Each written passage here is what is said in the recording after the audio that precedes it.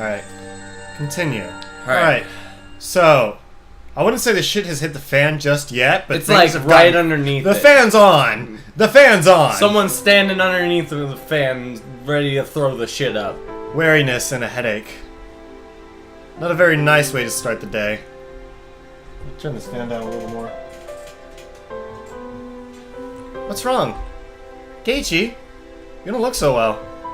When did you go to sleep? It seemed that my mom had noticed my sullen state. Did you notice it's a new song? Yeah? We have not had the song yet. This is more of like a depressing song, like... Yesterday, I kept on waking up in the middle of the night. Without a doubt, I felt a presence. I felt the presence of someone standing in front of my door. I told myself repeatedly that it was my imagination, and forced myself to try and sleep. Except, not being able to stand it, I gathered up my courage and opened the door. Of course there wasn't anyone there. I think I did this 3 times throughout the night. Maybe I just didn't remember doing any more than that. Even though I was able to get to breakfast table without incident, I still didn't feel at ease. It might be a cold. I don't really have an appetite. My, you do seem a little warm. Well, can you make it to school? Technically, I did go to a school, but it was mostly self-study. It wouldn't matter much if I missed a day, wouldn't it? It could have been that I hadn't been feeling well for the last few days because I really did have a cold. If I took some medicine and got a good day of rest, I might be able to greet everyone with a smile tomorrow. Rihanna. Oh my god. Startled, I looked back and forth between the entrance and the clock.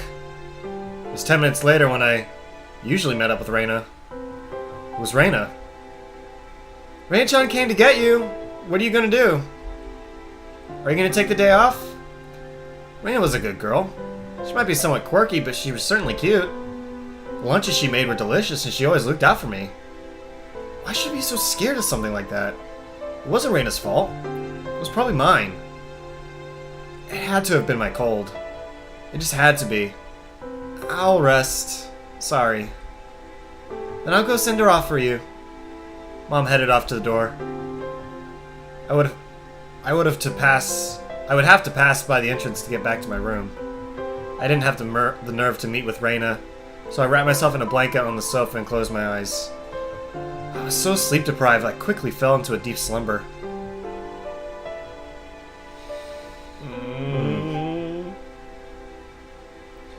I'd only intended to lie down for a bit, but it was almost noon when I woke up.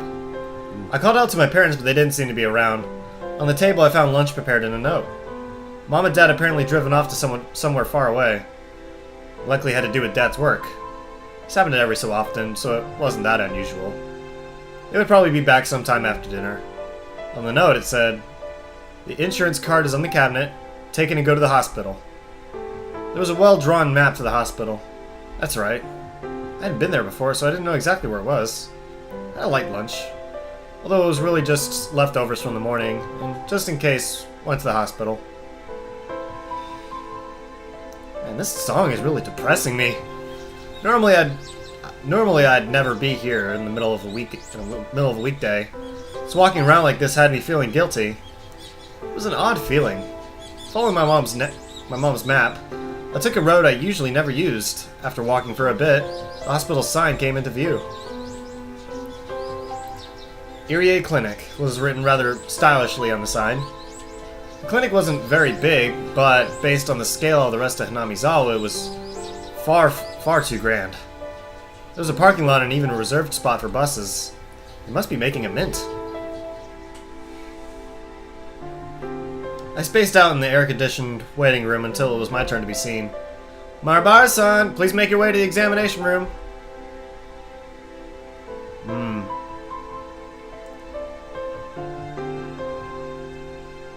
After properly answering all the chatty doctor's questions, he responded with the odd, "It's probably a cold." And he gave me a shot and 3 days worth of medicine. I thought it was a little overboard, but if it would clear away my gloomy feeling I've been having lately, then it was worth it. I don't know how to feel about all this, man. It's just post-creepy Reina, and things are just spacing out, man. I settled the bill and took a quick trip to the washroom. As I was leaving, I overheard a conversation between some elderly people who seemed to be regulars at the clinic. Of course, I had no intention of eavesdropping. If it just wasn't for that word. Must have been an ode to Kikuchi. I wonder. She was still pretty young. Might have just eloped. With whom? That man from Tokyo who visits every season. That young one with that big camera? Did you know they were getting along pretty well? Are they talking about Tomitake-san? I can feel my ears perking up. I don't know about that. But you have to make preparations before you elope. Leave a note or quit their job or something. It's an elopement because they didn't leave a note or message. The thought I'll never see the young nurse's face again makes me rather sad. Takano-san is an upstanding young woman. She'll be fine wherever she goes. So her name was Takano-san. That woman with Tomitake-san. And she worked at this clinic. Oyashiro-sama's shadow was following me everywhere I went. I started listening more closely, but they began talking about fishing and it didn't seem like they were going to revisit the topic. I gave up and left. Thus, even though I was separated from the daily monotony of school, I wasn't able to escape from Oyashiro-sama's shadow. But of course, Oyashiro-sama was the guardian deity of this place, of Hanamizawa. As long as I was in Hanamizawa, I wouldn't be able to escape.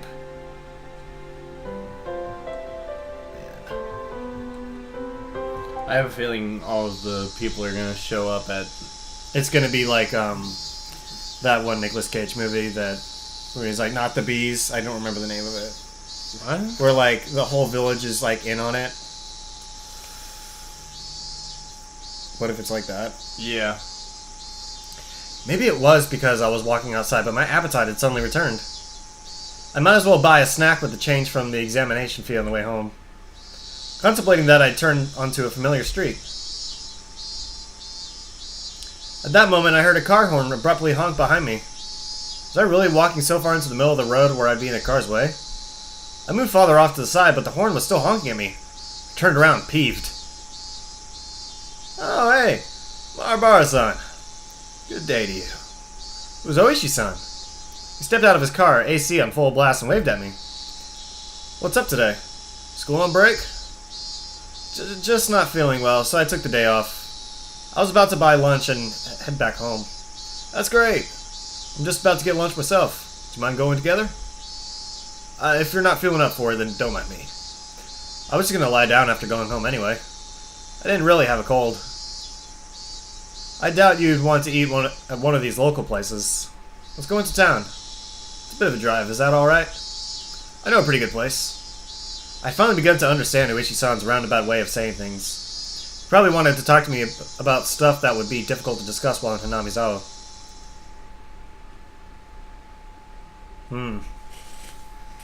He's not from Hanamizawa, though.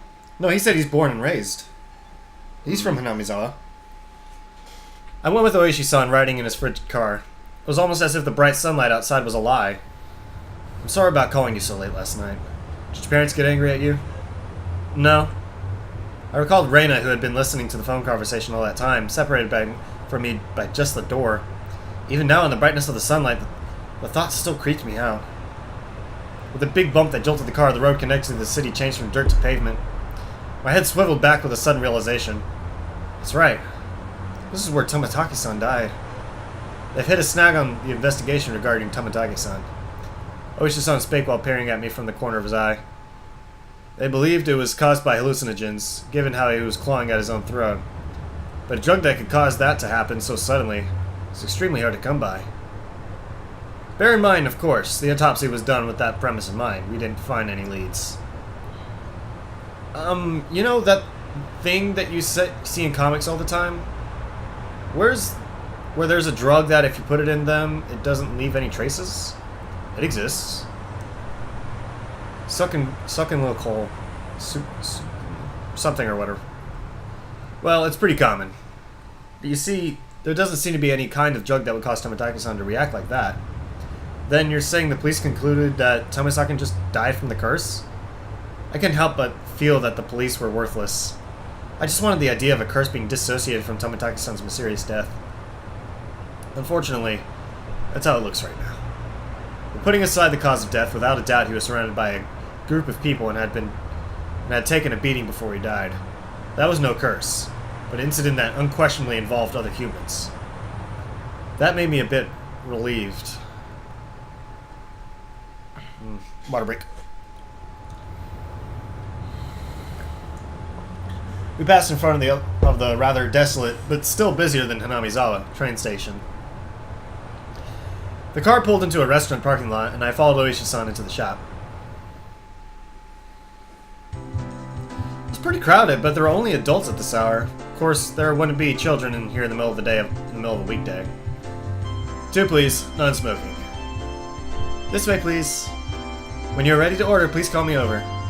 We were led by a peculiarly dressed waitress to our table. Sat with Oishi-san in the booth. So what do you think? Are the waitresses' outfits here cute? Huh? Well, I guess. This shop is always quite busy. It's more about the waitresses than the food, you see. Uh-huh. Oishi-san, you're leering. Huh? Am I really? I'm starting to like Oishi. Same. I'm gonna be sad if he dies. Yeah, me too. Everyone dies. Everyone gets killed. Yeah. Regardless of how the waitresses looked, the food was decent enough. Wish we had one of those. The only thing that comes close, I think, is Hooters. And that, like, their food's okay. It's alright. Finishing our meals while talking about some inane topic, Oishi-san's after-meal cup of coffee arrived at the table. Like, you know what? Bikinis. That's good. Bikinis has good burgers. I've never... My friends and I went down to Austin. There's a Bikini on 6th Street. Yesterday, we talked about Hanamizawa's past, didn't we? Yeah, that it was the village of man-eating demons or something like that. I didn't know much about it myself, so I asked my grandmother about it this morning. Oishi-san took out the notepad that was stuffed into his breast pocket. Turns out that Hanamizawa used to be called Onigafuchi, or Ogre's Abyss. Onigafuchi? That's quite the name. The name is still around. The marsh where the Shinto priest's wife drowned herself is still called Ogre's Abyss. It's said that the depths of that marsh connects to the realm of demons. Of course, nobody had told me anything about such an ominous marsh. And you see, it appears that they were both feared and revered. A respect born of fear. I guess you could say it was kind of a deification. A village of inhuman creatures. Seems the demons were senin, or mountain-dwelling mystics of sorts. Taking villagers with incurable illnesses into the Ogre's Abyss and healing them, for example. Even if we were calling them demons, Tengu, long-nosed goblins, or senin would be a more apt description. They don't seem like such terrible people, even though they were called demons. But they were still man-eating demons. According to the story my grandma told me, as payment for treating the son's illness, let us eat the mother who brought him here, was apparently how things went. The price of curing her son was herself? That's unsettling. Of course, the mother took her son and ran. Then, you see, all the people who lived in Onigafuchi, the demons chased them down, rounded them up, and captured them. The entire village, apparently. That's quite a frightening thing to imagine. I'm telling you, the whole village is in on it. In the end, it seems both the mother and son were caught and eaten. The end. There's a problem with this story. Both witnesses in this story were eaten, so nobody would be able to tell the tale. Huh? Well, there are plenty of old fables like this. In contrast to the ghastly tale, Oishi-san laughed heartily while sipping his coffee. But, well, there are quite a few other tales, where the demons from Onigafuchi band together to capture their prey. I recalled that Mion said all the villagers united and fought against the dam construction. I saw similarities with how that part about unification overlapped. Normally, they hunted down a single person and they chose who it was going to be beforehand. Huh? That caught my attention. Oishi-san also appeared to be pondering what it meant. My grandmother told me that you must never interfere with the demon's hunt. You should just hole up in your house and hide under the covers, she said. So what does this all mean? It means you mustn't ever help or protect the prey. As long as you don't disturb the demon's hunt, no harm will fall upon the villagers. It seems there's that kind of rule. Basically, don't help the victims. Pretend you didn't see the atrocities, in other words. What happens if you break the rule? Well, they're man-eating demons after all. Many parts of that tale caught my attention. Parts of the story he told me overlapped with his theory that the perpetrators were all the village families.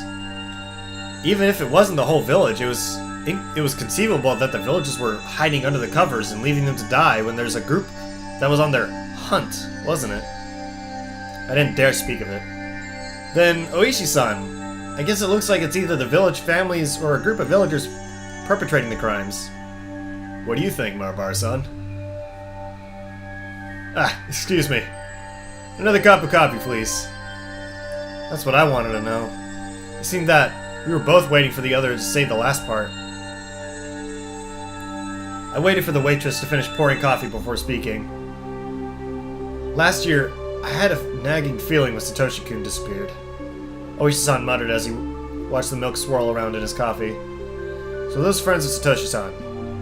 You meaning your group of friends, Marbar-san. I had a bit, really just a little bit, okay, of background checking done on them.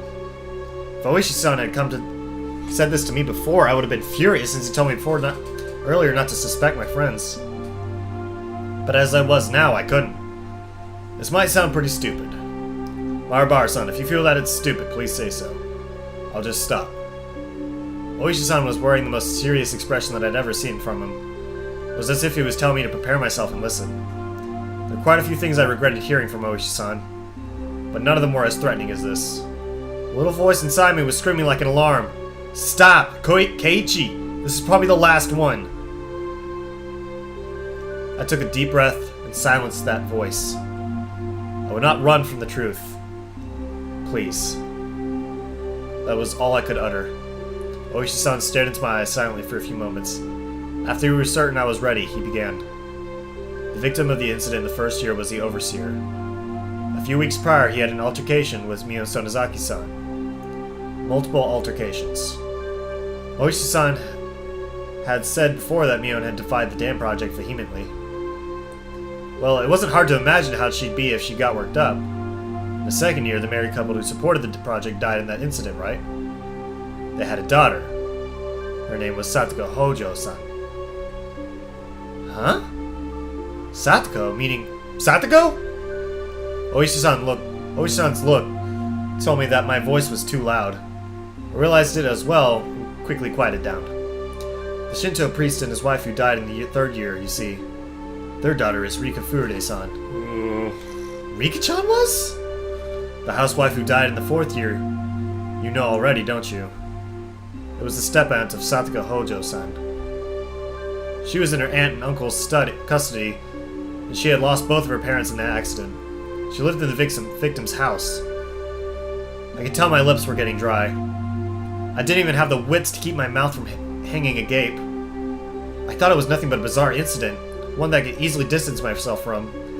But clicking and clacking, it had snuck all the way to my feet. The one who disappeared the fourth year, by the way, who was Satoko-san's older brother.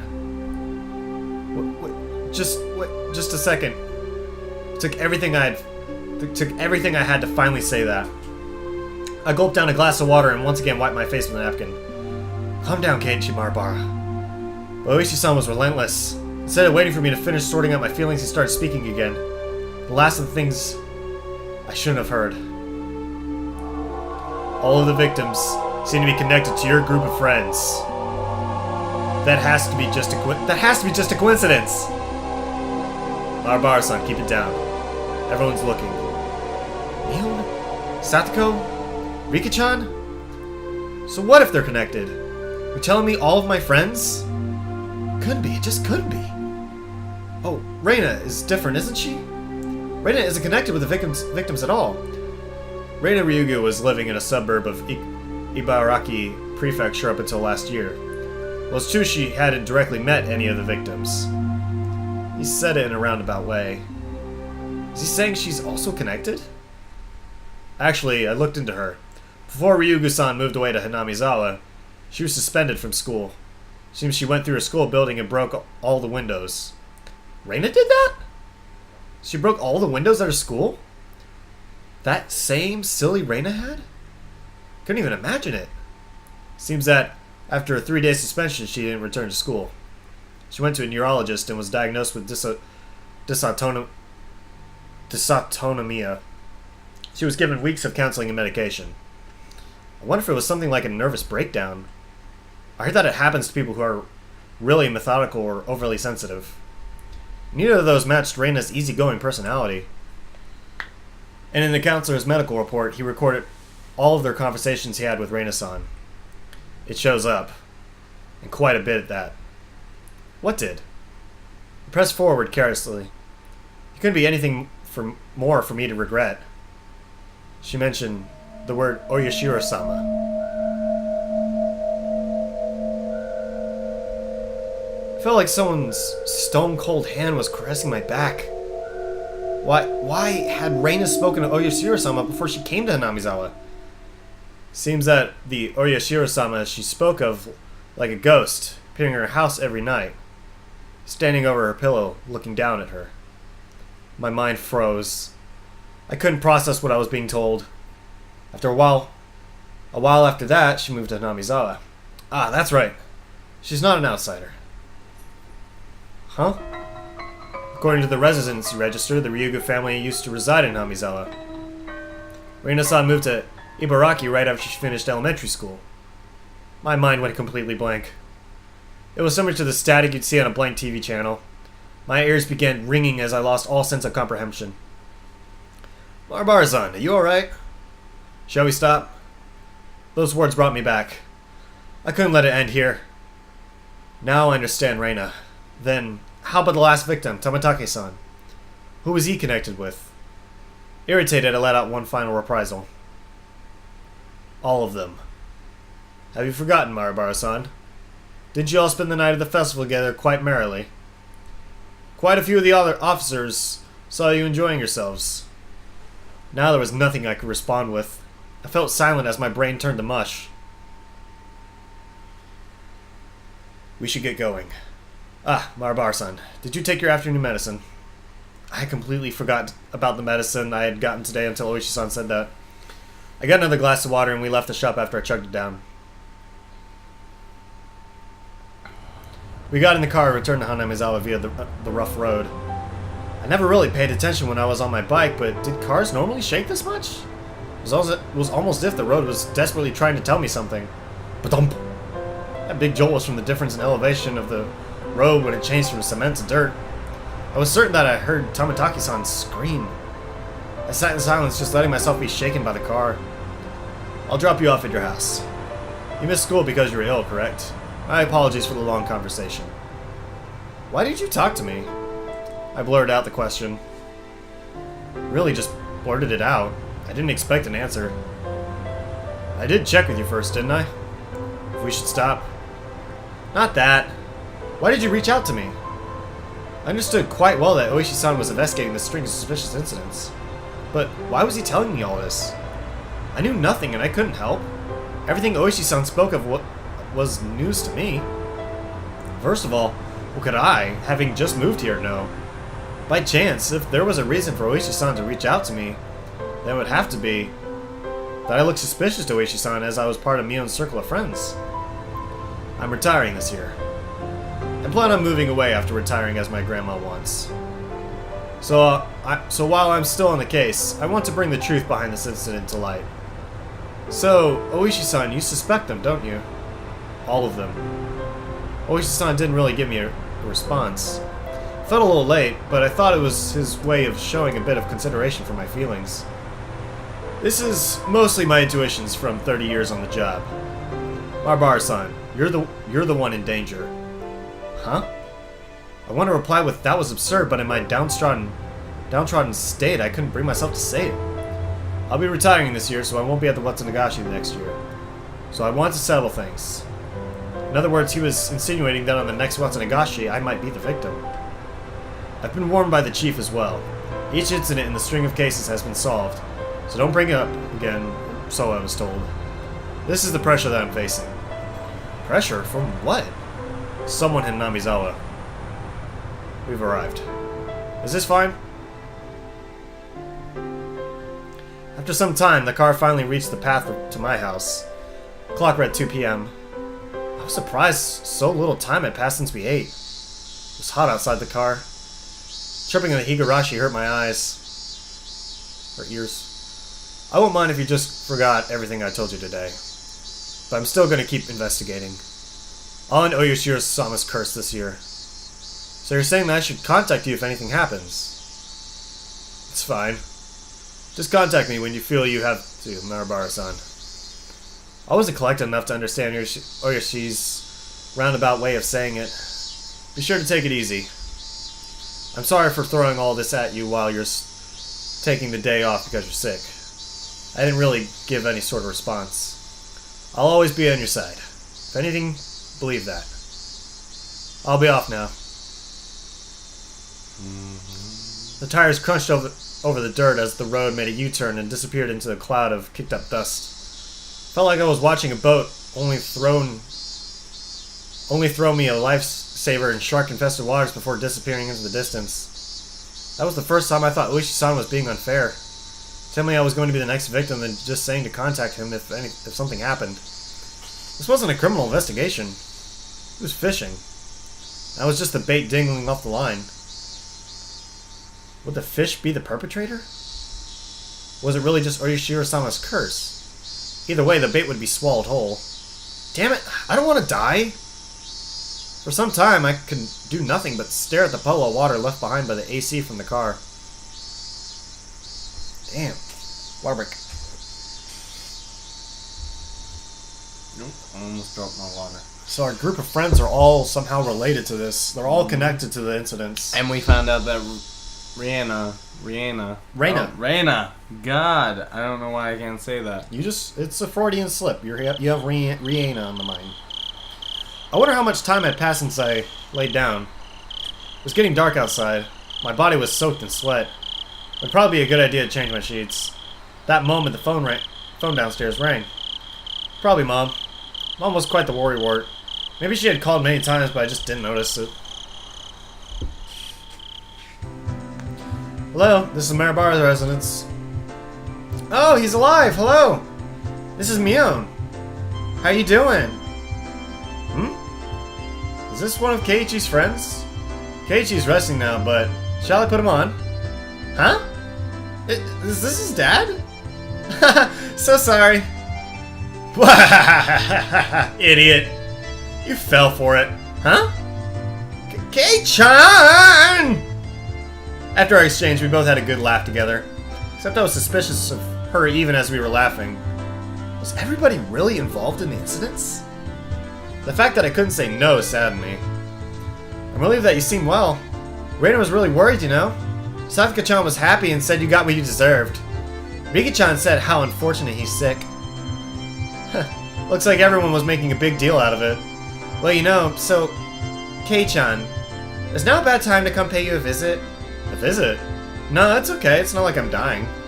My grandma made a ton of mochi, you see. I was told to share them, so I'll bring you some. Hey now, you'll catch my cold. Not to worry, both Reina and I are too stupid to catch a cold. See ya! Be there in a bit. She hung up cheerfully. Reina's coming too? That's what it sounded like. I was still concerned about meeting Reina, but I guess if she was with Mion... I have a bad feeling. Heard the doorbell 10 minutes later. How are you feeling? Did you take your medicine and rest? I did just that. Thank goodness you look well. I was worried. Sorry, I'll be fine by tomorrow. Mina showed a complete lack of concern for someone who's recovering, and Mina looked like she was worried about me from the bottom of her heart. Didn't look like there was anything behind those expressions. I thought we might hang out for a bit, but it looks like you're not quite in the condition for that. You don't say. It seemed my face appeared a bit sullen. Then here, Keiichi-kun! These are the mochi Mii-chan's grandma made! Reina had out the package wrapped in newspaper. There might be about 5 in here. It's quite hefty.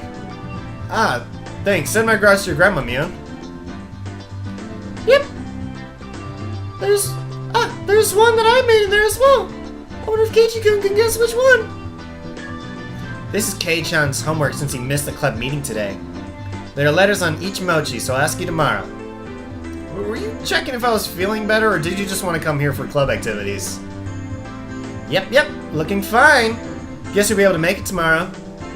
And what are you going to do if my fever comes down because of your shenanigans? Me-chan, we shouldn't be making such a racket. Let's go. The other people here will get angry. Both of them thought my parents were home. It was because the entranceway was a mess. You're right, let's get going. By the way, Kei-chan. Yeah?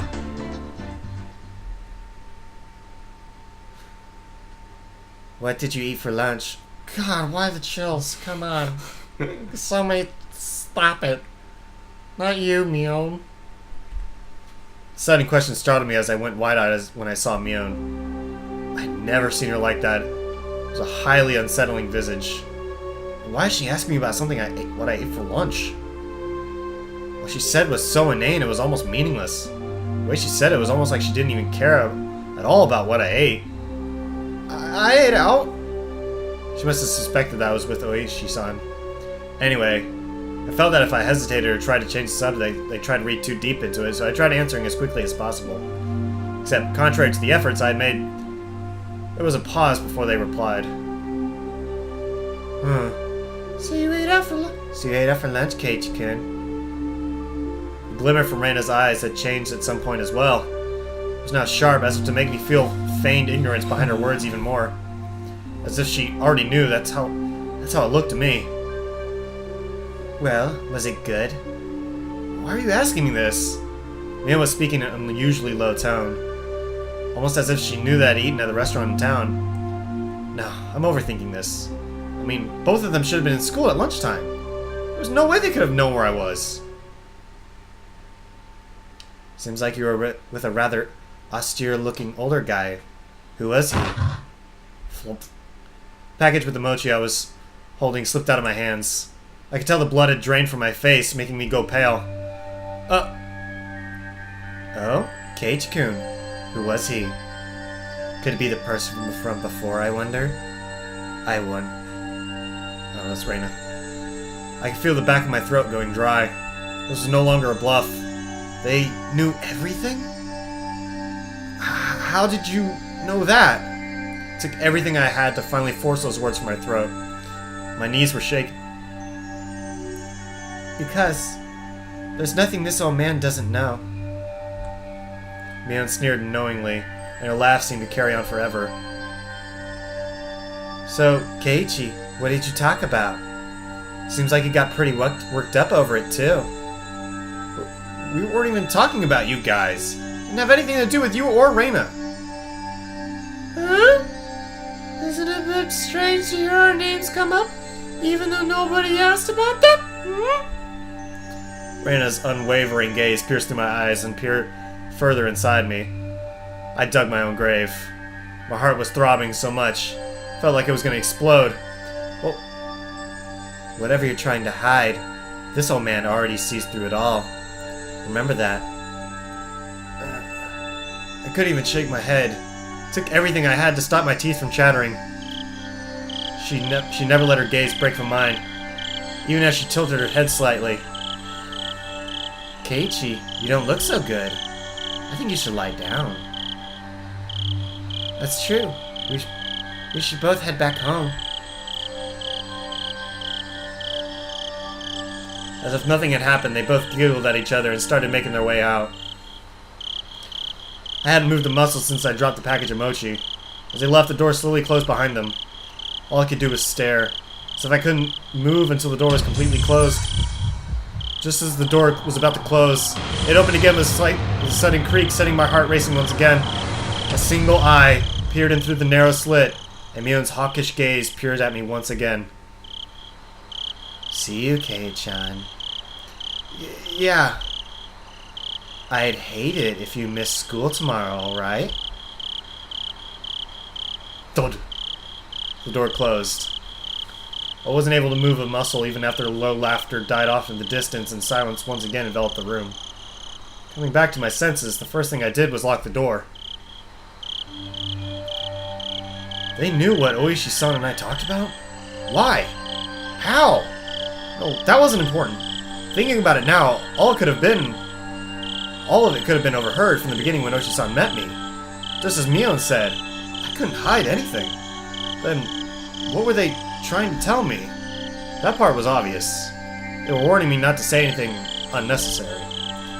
What did they deem unnecessary? I only talked with Oishi-san about one thing, and they were warning me about that was unnecessary. What was it that Oishi-san talked to me about? Incidents involving Oshiro-sama's curse that occurred every year weren't individual cases, but were connected as a whole, as well as the fact that there may be multiple perpetrators hidden within Hanamizawa. No, more precisely, that Mion, Reina, Satoko, and Rika-chan were all suspicious. Is that what they were warning me against? What kind of nonsense am I thinking about? I hit my own face hard enough that it let out a loud slap. Only that would make me wake up from this nightmare. For some reason, it felt like I was punching a blanket. It was almost laughably painless. Calm down, Keiichi Marubara. When did I become such a pessimist? Calm down, calm down! Settle down and sort things out. The reason Mion knew I was eating lunch with Oishi was probably because somebody from Hanamizawa just happened to be there at the time. They must have told Mion that I was there. That made the most sense. Plus, come to think of it, she didn't ask me where I ate lunch, did she? She only asked, was it good? We were just curious since I was together with someone not from Hanamizawa. It's not as if they had any ulterior motives. That's it. That has to be it. Thinking about it that way, it was the same with Reina. It was just being strangely ambiguous about when I met with Oishi-san. Reina was just correcting me on that. It's when I was bewildered by the change in character from the usual mild-mannered Reina. I was just startled by it. That's the most natural way of thinking about it. It felt like my mind was mixed up like a tangled mess of spaghetti. Deep red marinara sauce would have poured out of my nose and ears if you had squeezed my head. Thinking that, I suddenly felt like vomiting. I really didn't want that to happen, so I stopped holding my head. Lately, I had no idea what anyone was saying. Spending time with them was fun. I didn't feel like there was any sort of hidden agenda. I really do think that they were a good bunch of people. When I just moved here and I couldn't make heads or tails of everything, they were really kind to me. Reina was really kind and looked after me. As long as that strange affliction didn't rear its ugly head, she was really pretty cute. Mion is also a really good person. She didn't care about anyone's age or gender and was optimistic and outgoing. I was never bored when I was with her. Talking of not getting bored, rambunctious Satoko was a good person for that too. She was pretty bratty, but that was just the way she interacted with others. Rika-chan was the same way. She didn't speak often, but that didn't mean she was always silent. They're my friends. But after hearing of the better untold secrets of Hanamizawa from Oishi-san and Tomitake-san, when I was told about Oshiro-sama's curse, things started going crazy. And hearing from Oishi-san that Mion, Reina, Satoko, and Rika-chan were all suspicious, after that, everyone changed. That's right. It all started getting weird after Oishi-san told me all that strange stuff. At that time, I really should have. Should have just not listened to those weird stories. I even shouldn't have heard about the past incidents from Tomitake-san the night of the Watsunagashi. I just hadn't got the strange sense of curiosity. I just hadn't... That's right. So that's why they killed Tomitake-san? That impudent outsider speaking to the likes of me after everybody went out of their way to keep it a secret from me. Well, probably Oishi-san as well. For trying to unearth what everybody was warning me was better left buried. Besides that, it was unforgivable for spewing words that made me doubt the others. Of course a guy like that was going to be... Both Tomitake-san and Oishi-san were nothing but outsiders after all. They were entities who couldn't coexist with people of Namizawa. These guys should just fall to Oshiro-sama's curse and just die! It wasn't their fault. It's my fault for not being able to hold back my curiosity. It wasn't their fault. It wasn't their fault. It wasn't their fault, wasn't their fault, wasn't their fault, wasn't their fault, wasn't their fault, wasn't their fault. I settled into a daze. It was a lethargic feeling that I had just gotten up, but the ominous chill that haunted me had subsided. I was fine now. I was no longer frightened. I had completely recovered. I'll go to school tomorrow, right as rain. I'll greet everyone. I'll take part in club activities. It'll definitely be fun. It had to be fun. I was one of them after all. Ah, that reminds me. I need to eat those mochi. I hope I'm able to tell which one Reina was made. I remember the homework the two brought with them when they visited me. But wow. Our club did delivery. That was something else. I pick up the package and I dropped on the floor and head into the living room. It would be nice, I guess, to have some tea with it. Fill my mouth with mochi while drinking tea. Oh, this was quite a delectable situation I was in.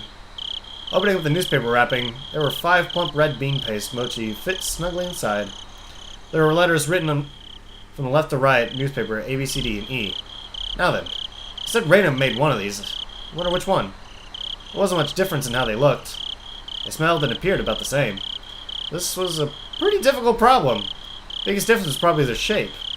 I wasn't sure what kind of person Mion's grandma was, but Reina's had to be different from hers. Looking carefully, I could see that one mochi was made very neatly. So well that just by staring at it, one could tell it stood out. Looks like this challenge depends on whether or not this one is Reina's. Calm down and think even harder. Reina had said her grandma made a ton of them and was told to give some out, if I remember correctly. So then that 4 of these were from that large batch. But what about Reina? She probably only made one. So she probably spent quite a bit of time on it. Meaning the one Reina made was this one. E. For a moment, I thought it may have been a trap Mion laid as she knew I'd pick up on it, but that probably wasn't the case. I wouldn't be so sure if I knew Mion had made it, but since she had said Reina made it, probably wasn't a trap. Alright, my tea is ready too. I'll start with the defending champ, Mion's grandma. Let's see. Not bad. Smooth bean paste and soft, chewy texture left little to be desired. The tea I drank afterwards also accentuated the experience. This was an exquisite piece of work. Now, how about Reina's? Creation was so delicate, one would think it was a high-class Japanese dessert. Since I normally had quite the appetite, I was slightly worried about the size of the portion, but... Well, first, a bite. This was quite a different one to judge, actually. The ingredients were exactly the same, so there was a little difference in flavor. What was different was how it was shaped at the end, so as to be expected. So the deciding factors would be presentation and volume. A well-formed and well-sized champion versus Reina the Challenger, with a size you just couldn't get enough of. I'd only had one bite of Reina's. I'd probably have to wait until after I was done eating to make my decision. Maybe there was something hidden inside that could cause an upset. Choo-choo. Seems my prediction was right. My tongue touched something. It didn't feel like something edible, so I reached in with my fingers and grabbed it. What is it? What? What was this? Before I could fully comprehend what it was, I threw it away the rest of the mochi after I was eating as fast as I could. It slammed against the wall, causing the bean jam to splatter. And after sticking for a moment, it slid down on the floor. I was dumbstruck by my own actions. What was I doing? Reina had gone out of her way to make it for me. How could I? Dumbstruck, I looked down at the hand that was performed such a vile act. I remember what I had taken out of my mouth. First, I thought it was a hair. Even though it was shorter than Mion's, Reina's hair was still quite long. And it wasn't this short. It was also a bit too hard to be a hair. It was thick enough to roll around on my tongue. There was a bit of metallic sheen on one end of it. Ah yes, there was a hole for where thread goes through, like it was a sewing needle. Yes, that's right. Looked very much like a sewing needle. Exactly like one. The end was pointed as well, quite sharply. It really did just look like a sewing needle. Huh? What did I mean by it looked very much like a sewing needle just a bit ago? I couldn't answer. But a voice inside me already knew. Let me know by chattering my molars together. I couldn't stave up the terror welling up inside me. Suddenly I tasted something metallic and felt a prickling pain at the back of my throat. I stuck my finger in the back of my mouth and felt around to see if I was bleeding. Suddenly I felt the urge to vomit. A sharp taste of bile irritated the back of my throat. I clasped both hands over my mouth. After writhing in agony, I was somehow able to hold back the nausea. I was finally able to breathe normally again, but this time my heart was intensely throbbing. Then it finally registered exactly what was mixed in with the mochi. Before I could think of the correct word, my hands were already on the move. Splat! I tossed the rest of the mochi against the wall. The geometrical patterns of the scattered bean jam on the wall suddenly invoked a terrible omen in my mind. After looking away, I dashed out to the hall and flew upstairs to my room, where I stayed under my covers until morning. I clutched my own shoulders, howling madly in a mix of fear, anger, sadness, and frustration. This wasn't a threat or a warning or reminder, nothing as simple as that. What had happened in Hinamizawa? What is happening in Hinamizawa? What would happen? I didn't know the answer to any of those questions. Where did I break a taboo? Regardless, now Reina and Mion and others, they consider me an enemy. They thought I should just die. I won't let you kill me. Not for such a pointless reason. I fell into a restless sleep as I was crushed by my negative emotions. It was as if I was being drawn into a billowing, bottomless marsh. Holy shit, my arm's falling asleep. I think we're done, though. Yeah, I think that's it for the chapter. Holy shit, they're trying to kill us now. And they're being subtle, too. So did they put a sewing needle in... And apparently some small, sharp objects as well, I guess. Huh. Put a sewing needle in it. Hard to swallow. Yeah, I bet. This just... Ugh. Alright, was there new tips? Was there new tips? I think so. There is new tips. What's the drug that makes you commit suicide? Threat. Alright, first this one.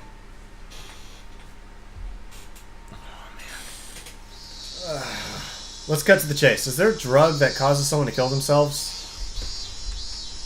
Not directly, no. It's quite a roundabout response. You're saying that there's one that does it indirectly? Something that puts you in a suicidal mental state, like that? That's hard to say. What would a suicidal mental state be? Like a person with a serious bipolar disorder. It's believed that people are most likely to attempt suicide when swinging from depression to mania. Clinical depression and bipolar disorder are different. Clinical depression indicates a prolonged state of depression, whereas bipolar disorder is characterized by a passive depressed state, accompanied by a very active manic state. Individuals with clinic depression suffer from low self-esteem and are quite pessimistic, but rarely commit suicide. They do not have the willpower to commit suicide. Come on, fam, do your magic. Nor does mania on its own lead to suicide. That has an opposite effect, filling the person with confidence and making them feel as though they were walking on air. Thus, they do not commit suicide. That's interesting. Neither state causes suicide, but when the condition changes, they might do so. There is a desire to commit suicide when in a state of depression, but they do not have the willpower to commit such a formidable act. But when they enter mania, they gain a burst of willpower and their body moves as they desire. I see. So it means they gain the willpower to commit suicide. That's how it goes. That's why patients are given sedatives during that time to keep them from acting on their impulses. Then was Tomitake bipolar? People who suffer from bipolar disorder generally commit suicide by more civilized means, like say hanging or jumping off a building. Self-harm as through going through withdrawal is completely different. Tomitake's death wasn't civilized, so one would think it was caused by some foreign substance. As I said from the start, tell me of a drug that causes someone to commit suicide. There are reports that methamphetamine overdoses produce a condition that resembles bipolar disorder. It's a stimulant. Barbiturate overdoses are also reported to cause erratic behavior. That's a sleep aid. There were no signs of stimulants. Are there any other possibilities? All I can think of is some sort of illness. something like Graves' disease, which affects the thyroid and is known to cause symptoms that resemble bipolar disorder. But Graves' disease has many characteristic symptoms of its own. The disease exhibited none of them. I wonder, is there something that could have happened more spontaneously? Something that fits this case and would cause someone to want to commit suicide all of a sudden? Are you familiar with organic mental disorders? In short, it's a condition where the brain is out of whack due to physical injury or illness. It can be caused by drugs, but it can be caused by physical trauma, encephalitis, a stroke, or even tumors. Basically, even without a drug, one can succumb to an irregular mental state. The deceased was surrounded after being chased and his life was in danger, right? All that stress could have messed with his brain chemistry and could have hit his head, and those factors combined might have caused him to mutilate himself. It's a possibility. Could you explain it to me in simpler terms? Basically knocked his noggin in a brawl that made him go haywire. And this lady didn't have any intent to kill? Just smacked him in a bad place when he nicked some change? The two plump men laughed hoarsely. Of course, it's not like that. Undoubtedly. It was a habitual drug use. If it was something mental, the deceased body holds the key. How are things going on your end? Oh my goodness, look at the time. I need to get back soon to Kuma-chan, or Kuma-chan will get angry with me. Yeah, good luck. Best wishes. Best wishes. So suspecting possible mental trauma, That we're trying to figure out what caused Tomitaki-san. Is it drug use, mental trauma, physical trauma? What? There's some sort of trauma. It definitely feels like. Now the threat. this is what I really want to see. Herm? Those guys just now. They had national diet badges. Then it's prefectural assembly member and city councilor Sonozaki. That's interesting. The prefectural assembly member and city councilor are related. It's dirty is what it is. Shouting at each other's name during elections. While one is up for election, the other one holds an assembly, and they double up their campaign activities. Blatantly. I don't know much about this stuff, but isn't that against the rules of the election? As long as they have no prior consultation, there are no restrictions on the political activities. Kuba-chan, the investigation division is going to be pretty tough for you. You should at least brush up on election policies. I'm not suited for the intelligence division. 'Cause I'm done. There's prefectural assembly member Sonozaki and councilor Sonozaki. Also the mayor of Hanamizawa. All of them involved with the Sonozaki family. What crap. Looks like they were seen off by the department chief and the deputy chief. It came to me. That night, when the chief invited me along to get some Odin, I thought that was it.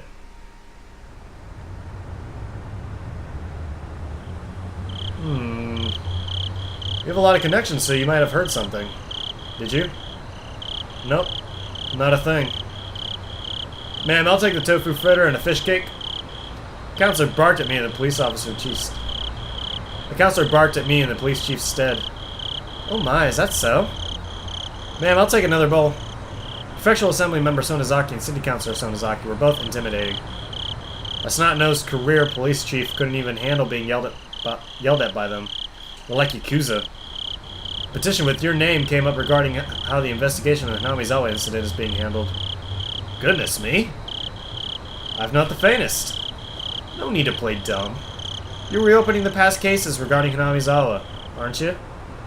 I've already got my hands full with Tomitaki-san's death, actually. Really? If that's true, then there's no problem. There was a period of silence. While we were silent, we made headway on our food and drink. Yeah, that was quite the feast. This month has been a bunch of losses for me, so my wallet was feeling the pinch. Much appreciated. Nah, it's nothing. Tell me a good horse again. I'll bet on the same one as you. Ah, I've been doing that well there lately. I've been able to read all those horses at all. Taxi! I'm going by train. Police chief is taking a taxi. I have my own car, but it'd be rash to drive it home. Can't blow it right before retirement with a DUI. Even though he could still rattle off, it looked like his legs were already goo. Pushing him into the cab, I gave the driver police chief's address. Well, see you again tomorrow. Happy New Year. Oishi-san. Yeah. Past incidents have all been closed. Stop lumping them all together. Those villagers half believe it's really a curse. Well, I'm not convinced. You're gonna be retiring next year, aren't you? Weren't you gonna pay off your mortgage with your pension and move up to Hokkaido with your mom? Mother pines to return the land at her birth. It's the least I can do. And the pension, well, it'll let me enjoy myself in Susukino. Police chief may issue a special retirement salary raise, he says. Public servants' pension is calculated based on their monthly salary. So if you were to get a raise right before retirement, your bonus to your salary would be inflated. And you'd get a heavy surplus of funds. That tends to be how it's done around here. Of course, it's not a custom that's thought of highly. The difference between the bonus and the pension is quite a bit. I expect nothing less exemplary from our egghead chief. But, well, they say our salary is compensation for our hard work, but in the end, it really just has to do with the passage of time. That's not something I can laugh at, but I'll laugh through it anyway. I don't think it's anything exemplary. But given how hard you've worked, it's not odd that you're getting that much of a pension. I like to get that much myself. If I can get it, well, of course I'd want it. You'll get it. You're an adult after all. Sorry for holding you up here, driver. Thank you very much. I closed the door roughly, interrupting the chief's conversation a bit rudely. It looked like the chief still had something to say, but he just smiled and wryly waved. I waved in return. The cab sped up gradually and soon disappeared among the sea of lights. Ah, man. I wonder if I could really repay that loan.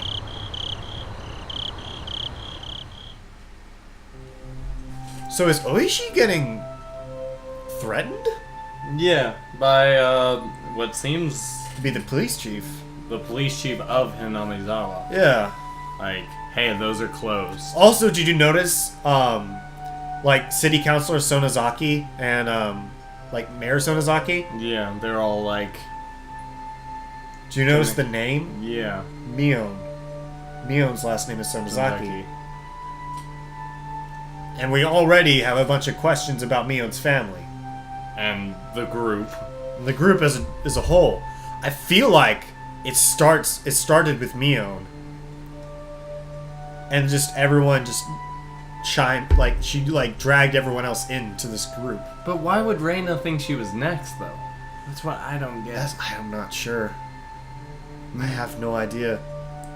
Does she consider herself next or her family next? I would think she considers her family next. Because if it's going in maybe it's going in order of like when Mion met these people. Each year she dealt with the family of that person. But Tomitake-san is like the outlier in this situation. Yeah. All that has to do with family, with like the family of the people within the group, except for Tomitake-san. Who was just that night. Yeah. He gave Kaiichi-kun too much. Tomitake-san died, and Tanako went missing. What do they have to do with anything? Really? Other than affiliation with the group. You remember how they were saying about if you mess with the prey? What if Kaiichi if Keiichi was the intended prey? And Tomitake somehow hinted that there is... like, warned him. Yeah. They took out the one that got in the way of the prey. Mm-hmm. Okay. That's why he said there were like 4... There's a lot of questions. There's so many questions to this. I'm hoping that at least most of them will get answered in the first chapter. Same. And I honestly don't know what to expect from the other 3 chapters that are available on Steam. Yeah. But we definitely want to do them if we can. Because this is super interesting. Aside from the creep factor from Mion and Reina. Ah! Like they were our friends in the beginning and then... I can't even imagine the creep factor of the anime, like that transition. What about... Dude, we haven't even seen Satoko and Rika. I am gonna be probably the most creeped out about Rika. Because she is always like... It's always the quiet one. Is always... It's always the quiet one's just the creepiest. Anyway. Alright, we'll see you guys in the next video. We've already reached an hour, so... We're gonna call it that chapter, and hopefully we're getting to the end. I think we're getting close to the end. Yeah, I think things... Like I said earlier, the fan's on, now it's on full blast. Reina and Mio try to put some shit in front of that fan. Keiichi dodged it. Just barely. Yeah, good thing he's a smart kid. Yeah. Except for doesn't see the situation he's in yet. Well, I think he's just in denial. He doesn't want to believe it's actually happening. He wants to trust his friends, but his friends are trying to kill him now. Yep. So we'll just see how things will turn out from here. So we'll just see you guys in the next video. Bye.